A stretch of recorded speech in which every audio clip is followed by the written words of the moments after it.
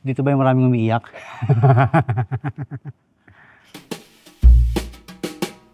Actually, nagulat ako na nag-viral siya. Markera, sumayaw sa gay bar. Tapos bilang dumikit na yung, wala na kasing career kaya sumayaw sa gay bar. May ibang mga press na, alam mo na, yung tatawa-tawa pa habang kinikwento pa.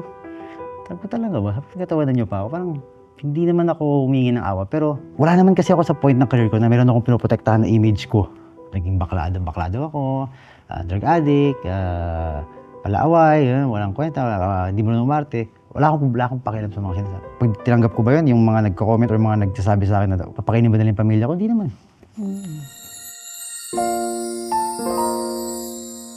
Kamusta ka na? Ano naman?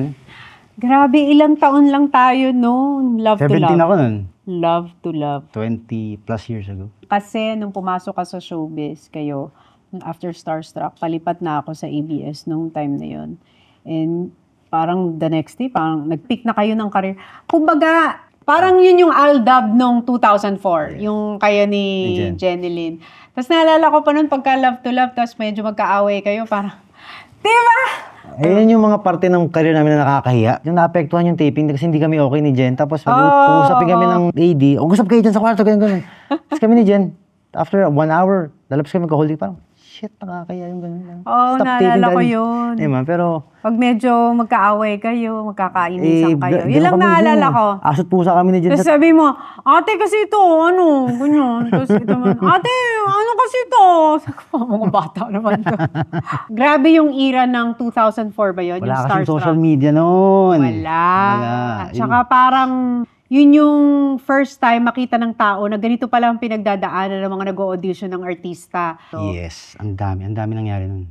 Oo. Promise, as in, from mall show na walang nanonood, na lumalabas kami ng stage na parang, ay po, kami po yung perform on stage, blah, blah, blah. Nood po kayo. From that to Cebu, SM na. Ganun. Dumog, di ba? Ba't kayo nag-audition sa Starstruck pala noon? Hindi ko trip ang showbiz talaga. Ang gusto ko maging basketball player. Pero na-scam kasi kami noon. So, parang may friend si Daddy na parang, merong Starstruck sa GMA. Sabi ko rin, parang Mr. Pogi, ganun. So, ako, pera. Nasa utak ko, I joined. Then the rest is history. Una, for financial talaga. Gusto mo makatulong sa pamilya. Yes. Pero alam mo, ngayon ko lang binalikan yung story mo. Tapos sabi ko, oo nga pala, pinalaki ka ng gay parents mo. Yes. Since I was a baby talaga. Kasi yung real biological tatay at nanay mo. Si Papa, alam ko parang nung time na yun, adik-adik. So, parang may mga tinakwil na mga days kami ni Mama. Then si Mama naman, meron siyang, siyempre yung kapatid ko yung panganay. Tapos parang ako, hindi niya ako kayang buhayin that time. So, pina-adapt niya ako dun sa kapatid niya rin naman, which is kaya family kadugo. Then may partner siya, which is my dad. Ang makulit niyan, yung totoong tatay ko, Herrera ang apelido. Then yung nag-adapt sa akin, Heras. Tapos ang kinuha mo ng apelido, Heras? Yes. So, nung lumalaki ka, paano yung dynamics na ang magulang mo ay gay? Maaga ko naman nalaman na I was adopted, nakalala ko yung mama ko, nakalala ko yung papa ko. So, bata pa lang ako, unti-unti ko naintindihan yung sitwasyon ko sa bahay. At very open naman sila sila daddy. Siyempre, may mga oras na pinasa mall kami, parang nahihiya ako na may dalawang parang bex na nag-holdingan sa harap ko. Siyempre, bata ka pa nun, no? Pero siguro yun yung pwede kong sabihin sa mga kabataan na pag broken family kayo, hindi siya rason para magbulakbol kayo or what. Kasi, ba't naman ako broken family ako, pero maganda yung naging takbo ng buhay ko, sabi ko. I mean, I'm very thankful and sobrang nagpapasalamat ako na sila yung naging magulang ko. Hindi dahil sa kanila malamang baka kung ano yung meron siguro na buhay ako ngayon. I'm sure wala ako dito. No, yung parang na barkada. Barkada, pwede sa kalye. Pwede namang nakagraduate din ng college, pero alam mo yun, it's a different life for me, I'm sure. Kung di sila yung parents ko. Pero di ba sa school palang sumasayaw ka na? I tried singing, acting, pero more on dancing talaga. Naging rapper pa nga ako nung high school, pero pero more on dancing talaga, dancing. Dancing. Kaya nung nag-audition ka sa Starstruck, parang... Sayaw agad. Alang nasuot ako, sayaw. Habang dumadaan yung panahon namin sa Starstruck, may singing week, acting week. Lahat yun, hindi ako napapansin Pala sa utak ko, antayin niyo yung dancing week. Parang dance week, antayin niyo. Then, yun nga, doon ako napansin.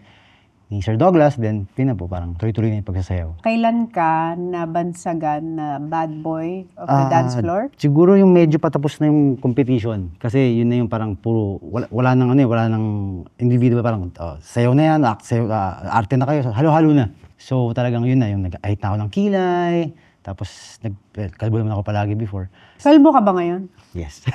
Hindi, parang ganyan din ang buhok mo Yeah. dati. Yung buhok ko naman, Hindi nga papahaba. nagbago yung tsura mo eh. Parang ganun. Grabe, ganun pa rin. Pati yung katawan mo, payat ka pa rin. At least na-maintain mo. Pero yung katanda, nararamdaman ko sa loob. Yeah, pag sumasayaw, no? Ay, naku po. Yung mga lower back ko, yan. Lower back, tsaka mga tuhod-tuhod. Pag bumigat ako, yung bumigat ako, sumakit yung kaliwang tuhod ko. Pero yun na, siguro, medyo patapos na yung Starstruck. I think, galing sa isa sa mga judges yata eh. Na parang, si Mark, bad boy of the dance floor. Parang ganun. Saan ka nahirapan sa showbiz? Siguro sa part ng showbiz kung saan kailangan mong patunayan lagi yung sarili mo. Na you have to like be the person that they want you to be. Diba? Kasi laging may mga nagsasabi, ito, ayusin mo to, mag-gym ka, mag-workshop ka, ganun-ganon, or... dapat ganito ka. Dapat kasi gugroom ka nga. buildingan ka, diba? Oo, matini idol ka. Yes. Ako kasi, parang, ang goal ko talaga ever since, diba? Mag-provide sa family, tulungan yung pamilya ko sa nangyaring problema.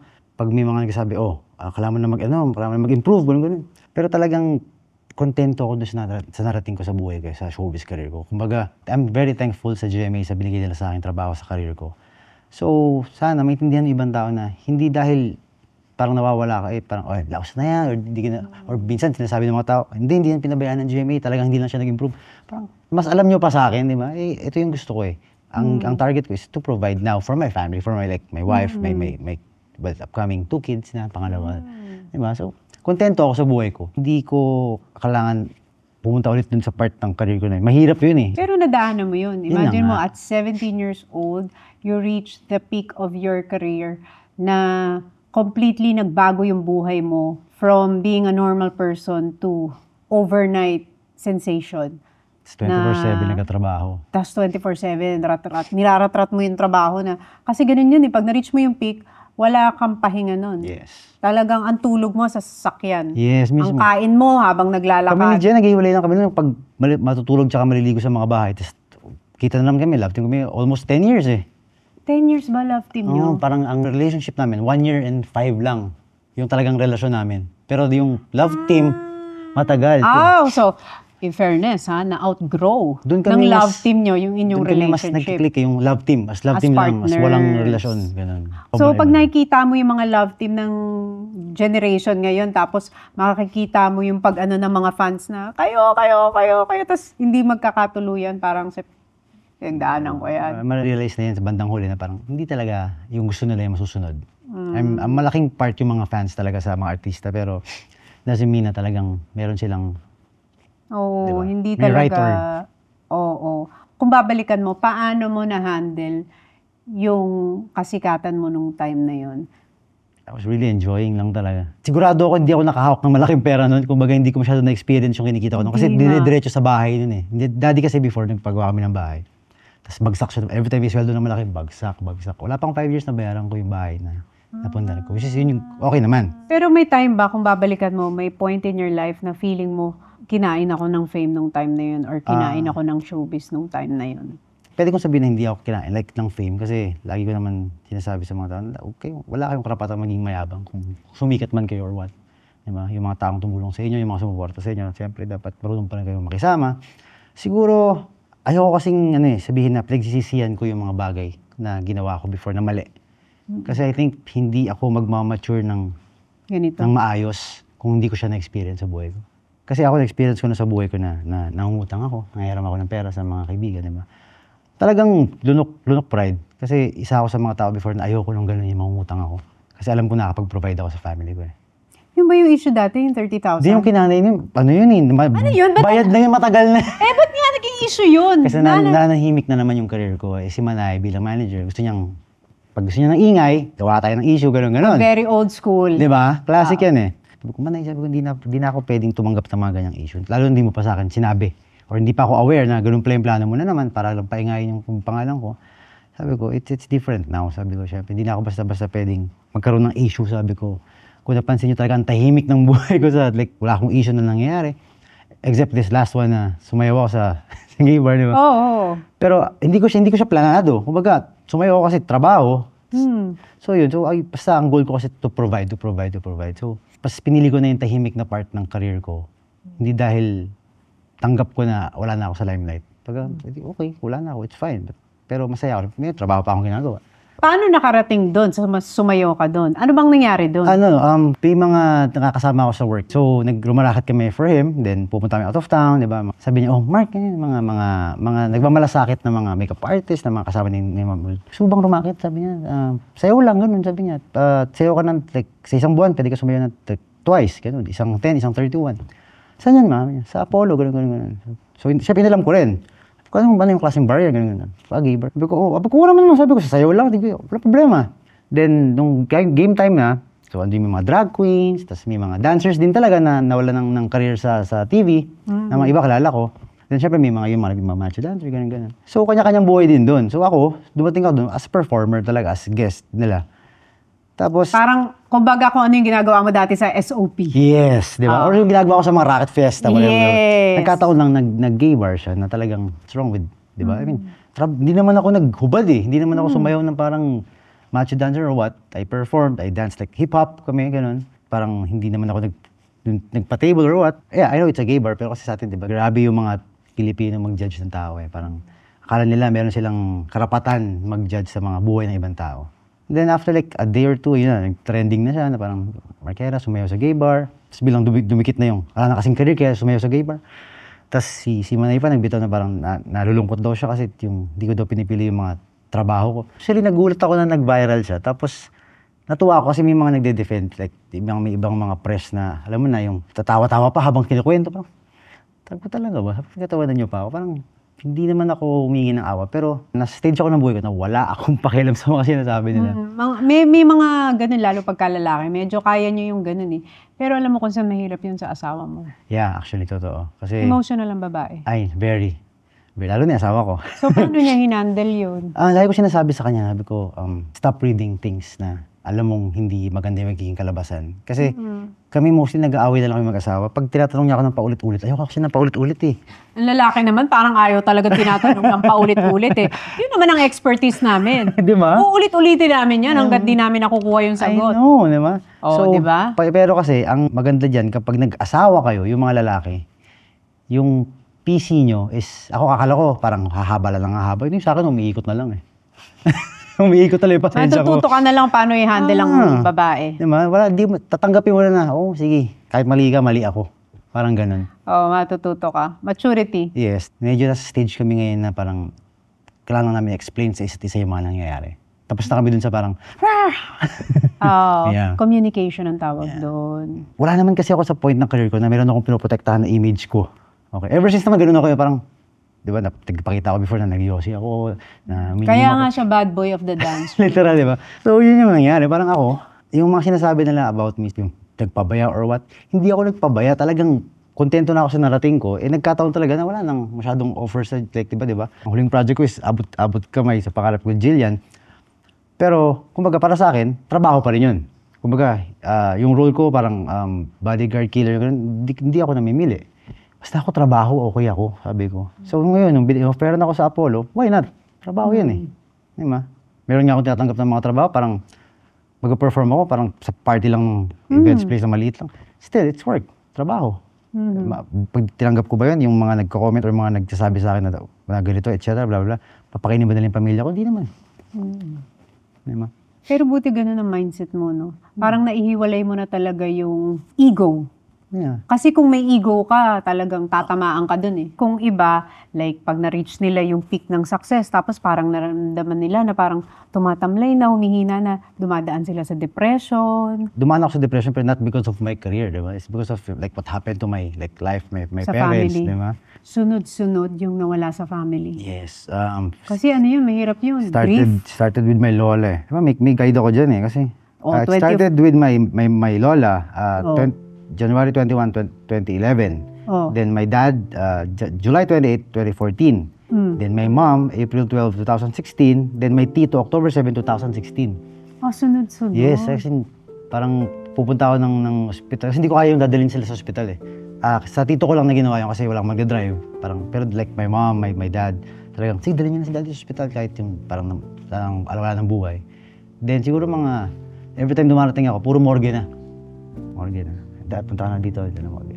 Saka yung time na nag-advance ako sa GMA, pang gastos, blah blah. So, nung time na, bakit buhay pa ako? Kasi siguro kung sa iba nangyari yan, baka, alam mo yan, maraming chances. Sumuko na rin. Di ba? Wala ka ng time magtanong nun, bakit ano to? Wala Bakit sunod-sunod yung talaga. dagok? Anong Kaya ibig yung sabihin depression nito? sa akin, tsaka anxiety, parang andyan lang talaga siya. As in, parang hindi ko siya na-overcome. Kasi, paano mo ma-overcome yung gano'n, di ba? Parang, well, na, I'm happy. I have a son, then magkakaroon ng pangalawang anak, then I have a wife, then sobrang swerte ako sa in-laws ko. Kakampi ko sila, di ba? So, yun yung part ng buhay ko na masaya ako. Pero, syempre, pag mag-isa ako, alam mo yun, parang pag birthday or anniversary death anniversary ng isa sa mga magulang ko, ay nade-depress na naman ako. Pero hindi na ako umaabot sa depression na parang paglalasing ako araw-araw, di na ako uminom eh. Kasi nga, andyan na yung anak ko, andyan na yung family ko na alam kong kailangan nila ako. Sila yung nagbigay ng bagong motivation in life. Yeah. Kaya mas lalo akong tumatanggap ng mga trabaho, lalo na sa anak ko. Parang, ayokong dumating yung time na manghingi yung anak ko ng pera sa ibang tao dahil wala akong may bigay. 17 years old ka ba nung first time mong ma-meet yung biological father? Around 17, 18 years. Sa ano pa yun? Extra challenge, Kuya Paolo. Hindi ko alam. Surprise! Hindi nga. Surprise! Yes. Oo. Naka-blindfold ako nang tapos. Hindi ko alam saan ako dinala. Then pagkatanggal, pa! So, nung time na yun, marunong pa ako parang pigil eh.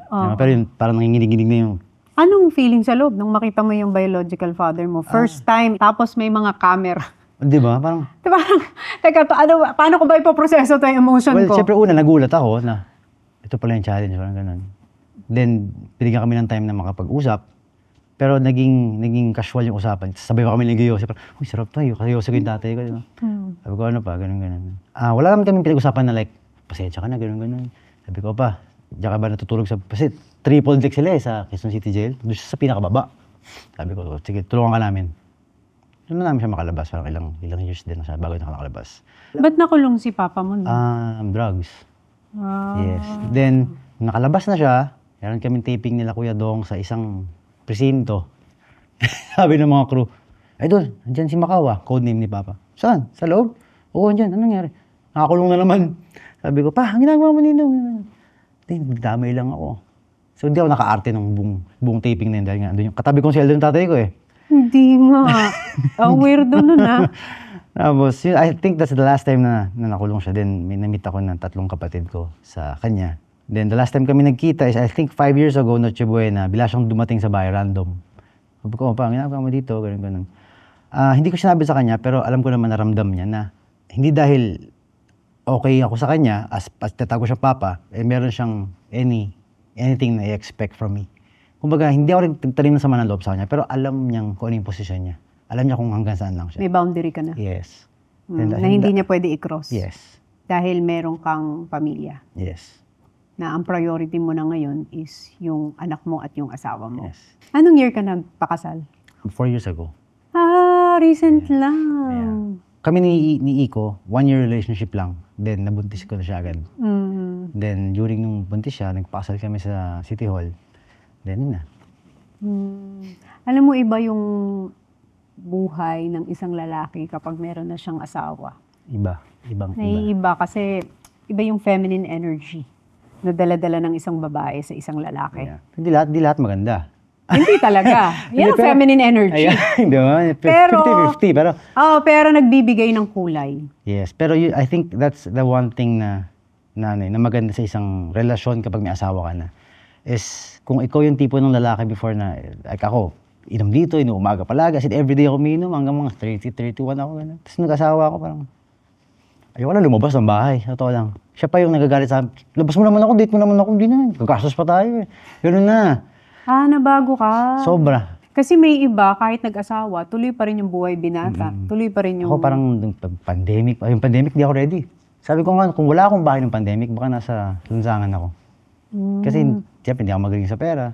Then, nag-asawa ko, yung ginagawa ng parents ko before, like lista-lista, ginagawa ng asawa ko. Pero kailangan mo mahanap yung isang tao who can ride the waves with Yes. you. Kaya kang sakyan. Kaya kang intindihin. Kaya kang Kaya intindihin. kang patawarin ng paulit-ulit. Ayun, kaya kang patawarin. Babae yan. Hmm. Pero, nung naging tatay ka naman, Ay, lalong iba. paano? Doon pumasok yung part ng buhay ko na parang, kailangan ko magsibag sa trabaho. Kumbaga, pinagdaanan ko yung sobrang busy na career ko before.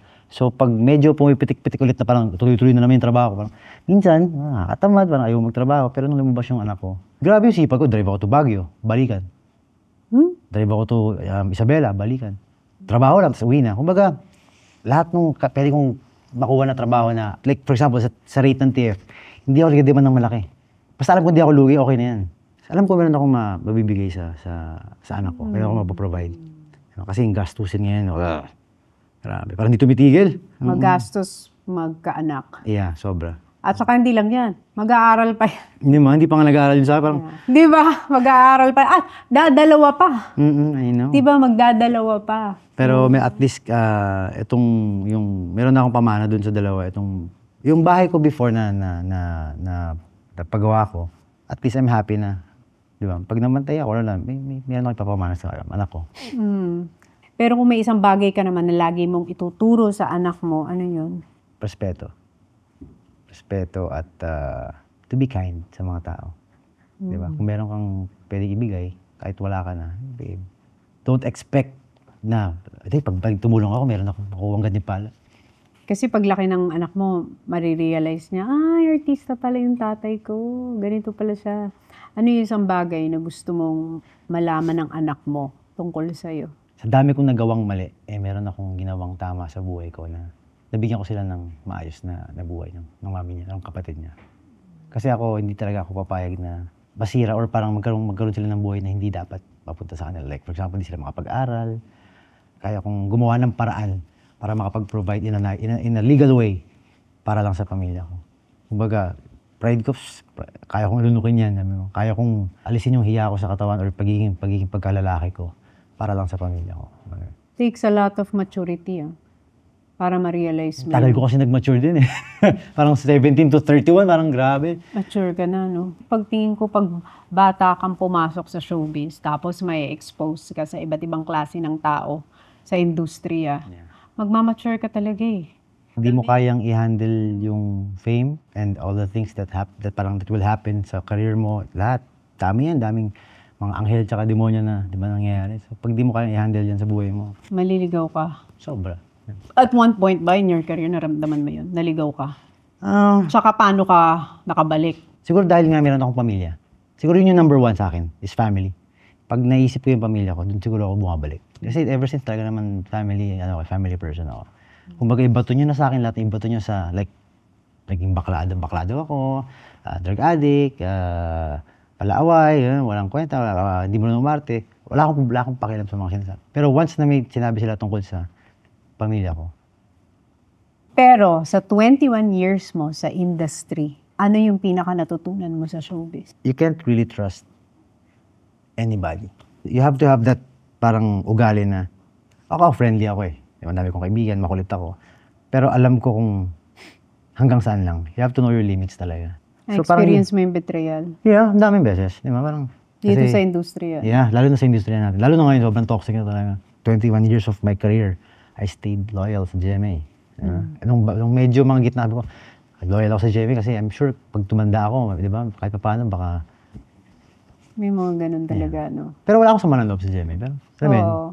Pero ito nga yung marirealize mo sa industry talagang hindi ka pwedeng mag-put ng faith mo to anybody, to your network, to your co-workers, to your manager.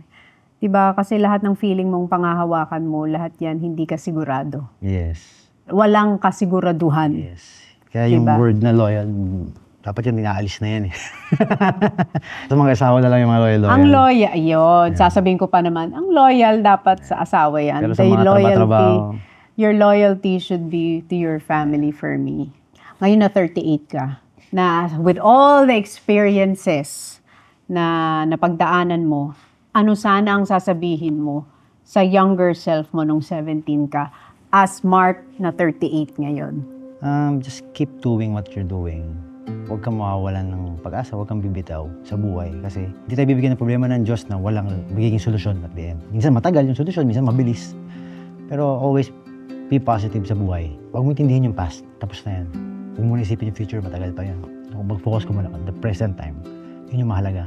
Mahalaga mo yung nangyayari sa buhay mo ngayon at enjoy mo every bit of it. Kasi mabilis lang ang buhay ng tao. Hindi mo alam na bukas pwedeng may nangyayari sa'yo. So ako yun yung ginagawa ko. Parang, nung nawala yung career ko medyo naglaylo. Hindi ko siya tinake na parang another depression na naman, another problema na naman. Sayang yung oras para sayangin ko pa sa mga walang kwentang bagay. So, I'm just really enjoying every minute ng buhay ko. Parang with my son, asawa ko, sa mga rackets ko. So yun, sa lumang Mark, just keep doing what you're doing. You'll survive.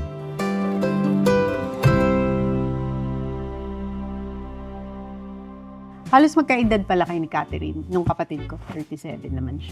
Kaya grabe kami, panagkita kami ni Alex dati noon. Kung mag-usap kami noon, kala mo mga magbabarkada ng mga... Si Alex? Oo. Saan mo nakakasama si Alex dati? TV5? Hindi, sa mga tambay. Buwisit talaga to si Catherine. Hanggang si Mark Heras nakatambay. Kakasama niya si Catherine dati. Pati si Mark Heras nakabanding ni Alex. Talagang iba rin tong si kumare natin. Pang lahat yan si Alex eh. Talagang lahat. Talagang minsan, hindi ko na... pati si Mark nakakatambay ni Catherine.